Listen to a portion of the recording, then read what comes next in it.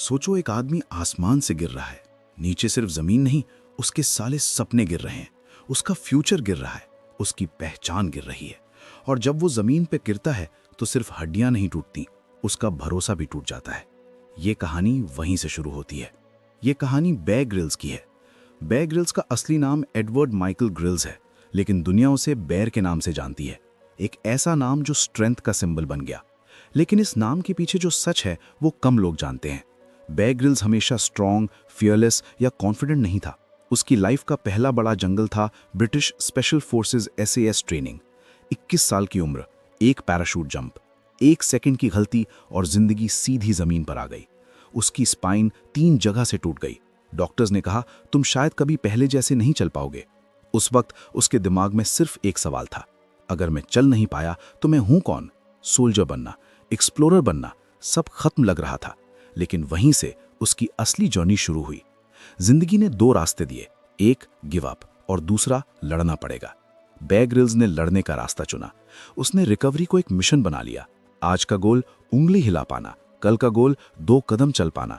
उसने पेन को अपना दुश्मन नहीं, मैसेज बना लिया। जब पेन है तब मैं जिंदा हूं।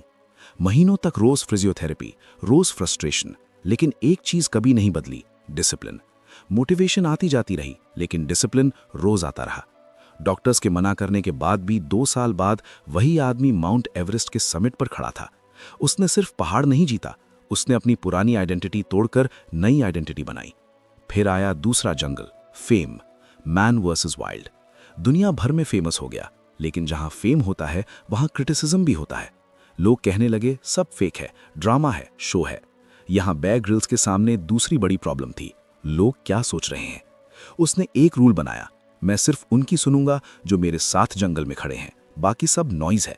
उसका फोकस सिर्फ पर्पस पर था, लोगों को यह दिखाना कि इंसान सोच से ज्यादा स्ट्रांग होता है। फिर आया तीसरा जंगल, रियल सर्वाइवल, एक्सट्रीम हीट, पानी खत्म, कैमरा बंद। जब दिमाग बोला बस हो गया, तब ट्रेनिंग बोली पैनिक मत करो, पहले काम, फिर ऑब्जर्व, फिर एक्ट। यही रूल उसने हर सिचुएशन में फॉलो किया। फिर आया एक और अंधेरा जंगल, लोनलीनेस। बर्फ के बीच, समुद्र के बीच अकेलापन दिमाग तोड़ देता है, लेकिन वो भागा नहीं। उसने लोनलीनेस को एक्सेप्ट किया, खुद से बात करना सीखा, अपने दिमाग को अपना बेस्ट फ्रेंड बना लिया। फिर सबसे खतरनाक जंगल आया, एक्सपेक्टेशन का प्रेशर। अपनी लिमिट को चैलेंज करना, लेकिन वैल्यूज को नहीं तोड़ना। हर एक्सपीडिशन से पहले वो सिर्फ रूट प्लान नहीं करता था, वो अपना माइंड प्लान करता था, वर्स्ट केस इमेजिन करता था और सोल्यूशन तैयार करता था। जब एक एक्सपीडिशन कैंसिल हुई तो मीडिया ने उसे फेलियर कहा, लेकिन बेयर ग्रिल्स ने उसे डेटा कहा। उसने कहा प्लान फेल हुआ, मैं नहीं। फिर आया लीडरशिप और फैमिली का जंगल।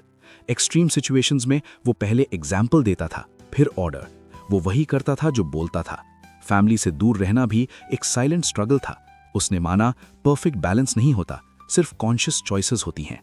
जब फैमिली के साथ होता था वो फुल्ली प्रेजेंट होता।